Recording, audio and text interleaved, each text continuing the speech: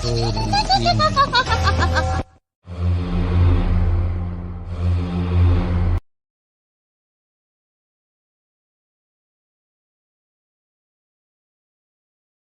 Everyone, সকলে কেমন আছেন?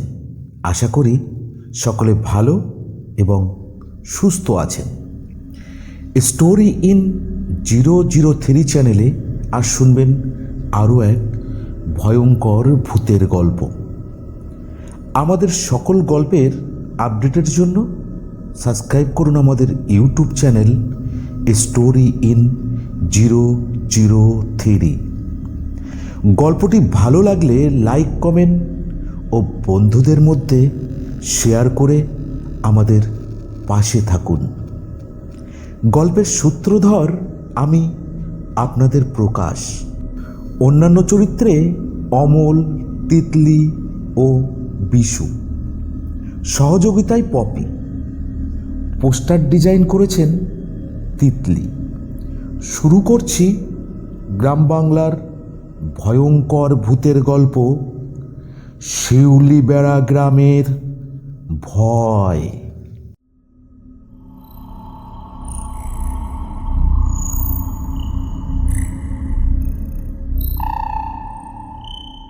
রাত তখন আনুমানিক 9:30। পশ্চিমবঙ্গের এক প্রত্যন্ত গ্রাম শিউলিবেড়া থেকে শহরের দিকে যাওয়ার সরু নির্জন কাঁচা রাস্তা। রাস্তার দুপাশে ঘন শাল সেগুনের জঙ্গল। মাঝে মাঝে গাছের ফাঁক দিয়ে চাঁদের আলো দেখা যাচ্ছে। এই গ্রাম্য ভাঙাচোরা রাস্তা দিয়ে ছুটে চলেছে একটি পুরানো বাস, মা তারা ট্রাভেলস। স্টিয়ারিংয়ে বসে আছে ড্রাইভার শম্ভু পাল, পাশে হেল্পার গোপাল। বাসের ভেতরে একদল তরুণ তরুণী। তারা সবাই কলকাতা থেকে এসেছে পিকনিক করতে। সারা দিন কাটিয়েছে শিউলিবেড়ার মাঠ, পুকুর আর নদীর ধারে।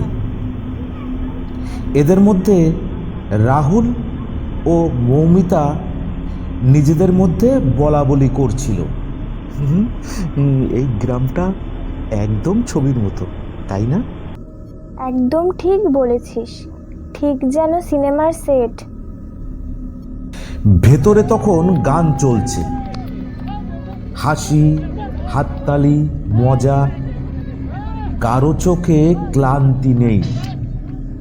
কিন্তু সামনের ছিটে বসা অভিষেক কপাল কুঁচকে বলল, এই যে দাদা, একটু আস্তে চালান না, রাস্তার অবস্থা একদম ভালো নয়। এই ভাঙাচোরা রাস্তায় এত জোরে গাড়ি চালানো ঠিক নয়, বিপদ বলে কয়ে আসে না। ড্রাইভার শম্ভু হেসে উত্তর দিল, আরে ভাই, ভাবছেন কেন? এই রাস্তায় আমি কতবার গেছি জানেন? সব আমার হাতের তালুর মতো চেনা। ড্রাইভারের কথার সঙ্গে তাল দিয়ে হেল্পার গোপাল বলল, দাদা, আপনি শুধু শুধু চিন্তা করছেন, একদম টেনশন করবেন না। যান যান, আপনারা আনন্দ করুন। কিন্তু কথা শেষ হতে না হতে দাঁড়াম করে শব্দ। বাস একটা গভীর গর্তে পড়ে প্রচণ্ড ঝাঁকুনি খেল। বাসের ভিতরে সকলের হাসি থেমে গেল। একজন চিৎকার করে বলল, এই গান বন্ধ করো। এক মুহূর্তে সকলের আনন্দ, হাসি, তামাশা বদলে গেল আতঙ্কে। রাহুল বলে উঠল, শম্ভুদা, এইভাবে গাড়ি চালাচ্ছেন কেন? ধীরে চালান, কিছু যদি একটা হয়ে যায়। কিন্তু শম্ভু যেন আরো বেপরোয়া। হয়ে উঠল। সে গাড়ির গতিবেগ আরো বাড়িয়ে গজগজ করতে লাগলো। গাড়ি চালাতে চালাতে বুড়ো হয়ে গেলাম। আজকালকার ছেলে ছোকরারা আমায় শেখাচ্ছে গাড়ি চালানো। কিন্তু শম্ভুর মুখের কথা শেষ হতে না হতে আরও একটা বড় গর্তে বাসের চাকা পড়ল। স্টিয়ারিং কেঁপে উঠল। বাস নিয়ন্ত্রণ হারিয়ে ফেলল। বাসটা কাঁপতে কাঁপতে ছুটতে লাগলো জঙ্গলের ভিতর দিয়ে। ব্রেকে কাজ করছে না। বাসের মধ্যের সকলে প্রাণের ভয়ে চিৎকার করতে লাগলো। সামনে একটা বিশাল বটগাছ। বাসটি সেই দিকেই জোরে ছুটে চলেছে। ভেতরের সবাই দেখতে লাগলো বটগাছ রূপী তাদের মৃত্যুদূতকে।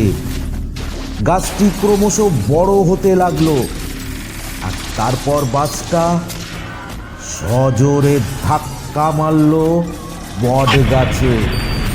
ভয়ঙ্কর শব্দ, সকলের করুণ আর্তচিৎকার আর কান্নায় পুরো জঙ্গল কেঁপে উঠল। আর তারপর আস্তে আস্তে একেবারে চুপচাপ, নিস্তব্ধ।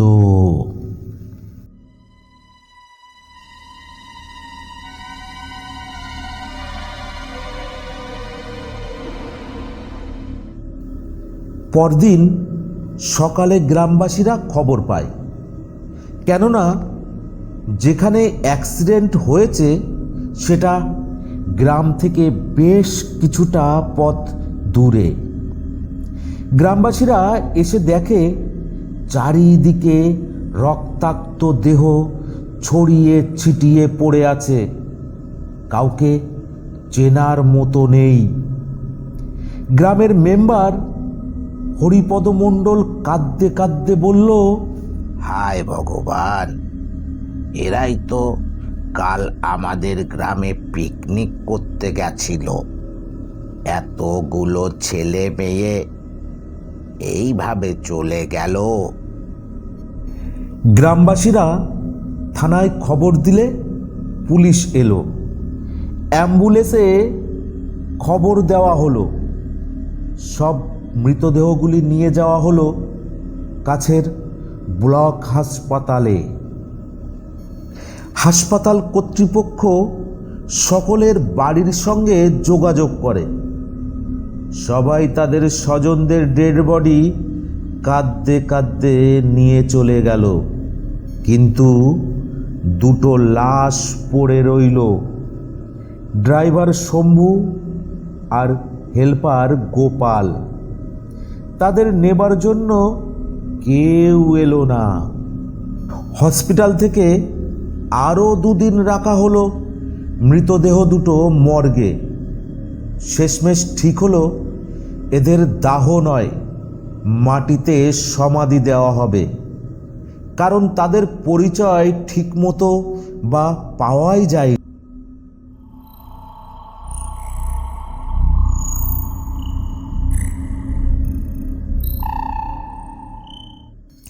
সেই রাতে দুজন গরুর গাড়ির চালক নিতাই ও হারুকে দায়িত্ব দেয়া হলো লাশ দুটোকে নিয়ে যাবার জন্য। হাসপাতালের বেয়ারিশ লাশগুলোর ব্যবস্থা তারাই করে। এটা তাদের নিত্য কাজ। রাত তখন সবে ঘনিয়েছে। কটাই বাজে তখন? হয়তো 7 বা 8টা। অন্ধকার রাস্তা, হালকা কুয়াশা, তার সঙ্গে পচা লাশের তীব্র গন্ধ।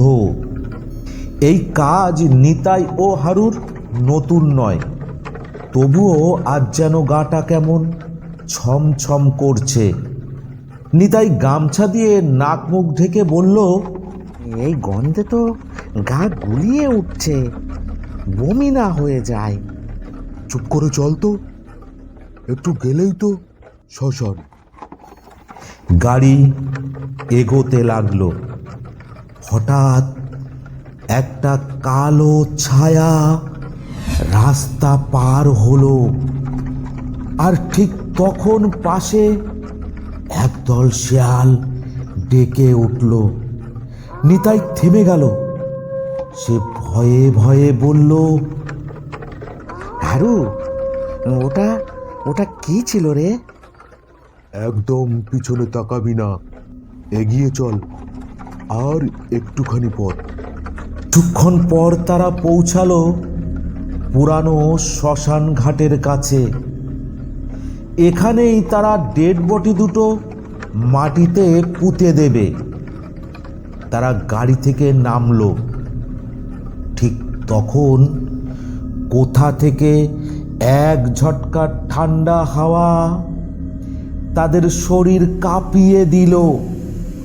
লণ্ঠনের আলো কাঁপতে লাগলো, এই বোধহয় নিভে যাবে।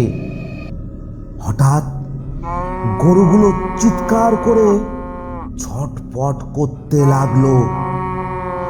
নিতাই ভয়ে বলে উঠল, এতদিন তো এখানে আসছি, এরকম কখনো তো হয় না। নিতাই, গতিক ভালো ঠেকছে না রে। আর ঠিক তখনই তারা দেখলো রাস্তার পাশে দাঁড়িয়ে আছে কয়েকটা কালো অব্যয়, লম্বা অস্বাভাবিকভাবে বেঁকে থাকা শরীর, মুখ দেখা যাচ্ছে না।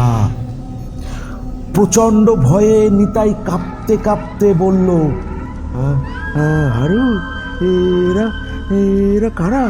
হঠাৎ একটা কর্কশ আওয়াজ নিতাইদের শরীর ঠান্ডা করে দিল। তারা ভয়ে থরথর করে কাঁপতে লাগলো।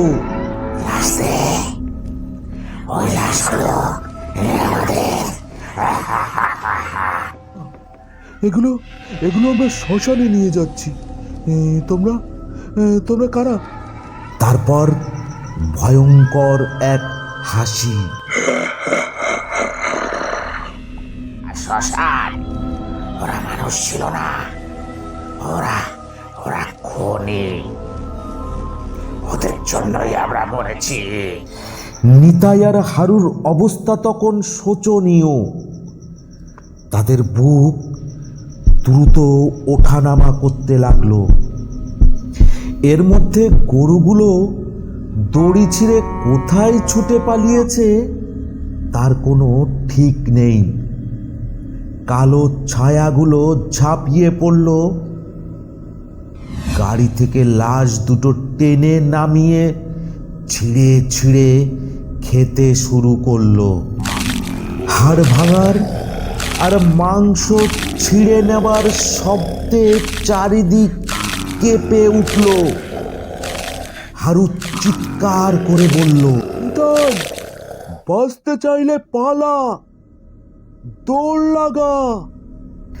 প্রাণপণে দুজনে দৌড়াতে লাগলো। পেছন থেকে ভেসে আসতে লাগলো হাড় আর মাংস চিবানোর শব্দ। মনে হচ্ছে অনেক দিন পর কারা যেন উপাদেয় খাবার পেয়ে গোগ্রাসে ভয়ঙ্করভাবে গিলছে, আর আকাশ বাতাস কাঁপিয়ে ভয়ঙ্কর হিংস্রভাবে হেসে চলেছে। পরের দিন মাঠের ধারে অজ্ঞান অবস্থায় পাওয়া গেল নিতাই ও হারুকে। জ্ঞান ফিরতেই তারা চিৎকার করে বলতে লাগলো, ওরা ওরা কালো ছায়া, লাশগুলো ছিঁড়ে ছিঁড়ে খাচ্ছিল। ও কি বিভৎস, কি ভয়ঙ্কর! গ্রাম জুড়ে ছড়িয়ে পড়ল আতঙ্ক। তারপর থেকে কেউ আর ওই রাস্তা দিয়ে রাতে যায় না।